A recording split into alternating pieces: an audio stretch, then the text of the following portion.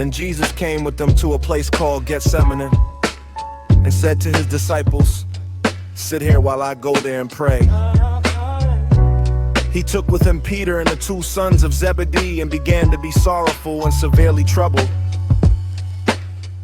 Then he said to them, "My soul is exceedingly sorrowful, even to death. Stay here and watch with me." He went forward a little, fell on his face and prayed, saying, "My Father, if it is possible, let this cup pass away from me. Nevertheless, not what I desire, but what you desire." He came to the disciples and found them sleeping and said to Peter, "What? Couldn't you watch with me for 1 hour? Watch and pray that you don't enter into temptation. The spirit indeed is willing, but the flesh is weak." Again, a second time he went away and prayed, saying, "My Father, if this cup can't pass away from me unless I drink it, your desire be done." He came again and found them sleeping, for their eyes were heavy.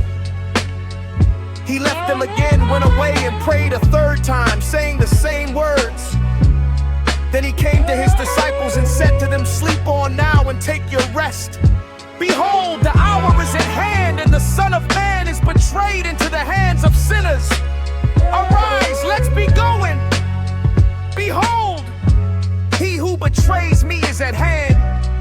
While he was still speaking, behold, Judas, one of the 12, came, and with him a great multitude with swords and clubs from the chief priests and elders of the people. Now he who betrayed him gave them a sign, saying, "Whoever I kiss, he is the one, seize him."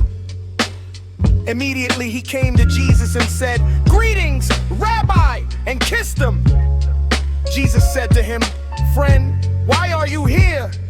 Then they came and laid hands on Jesus and took him. Behold, one of those who were with Jesus stretched out his hand, drew his sword, and struck the servant of the high priest and cut off his ear. Then Jesus said to him, "Put your sword back into its place, for all those who take the sword will die by the sword. Or do you think that I couldn't ask my Father, and he would even now send me more than 12 legions of angels? How then would the scriptures be fulfilled that it must be so?" In that hour Jesus said to the multitudes, "Have you come out as against a robber with swords and clubs to seize me? I sat daily in the temple teaching, and you didn't arrest me. But all this has happened that the scriptures of the prophets might be fulfilled." Then all the disciples left him and fled. Those who had taken Jesus led him away to Caiaphas the high priest, where the scribes and the elders were gathered together. But Peter followed him from a distance to the court of the high priest, entered in, and sat with the officers to see the end.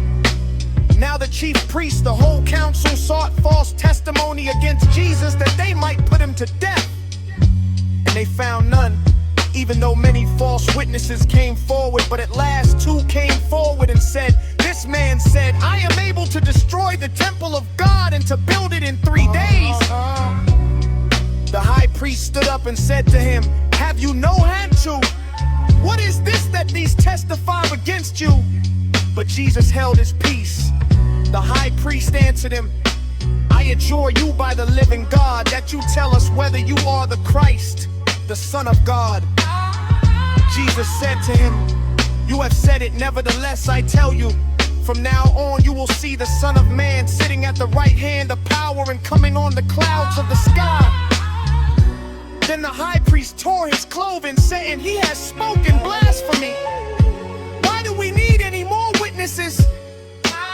Behold, now you have heard his blasphemy. What do you think?" They answered, "He is worthy of death." Then they spat in his face and beat him with their fists, and some slapped him, saying, "Prophesy to us, you Christ, who hit you?" Now Peter was sitting outside in the court, and a maid came to him, saying, "You were also with Jesus, the Galilean." But he denied it before them all, saying, "I don't know what you are talking about."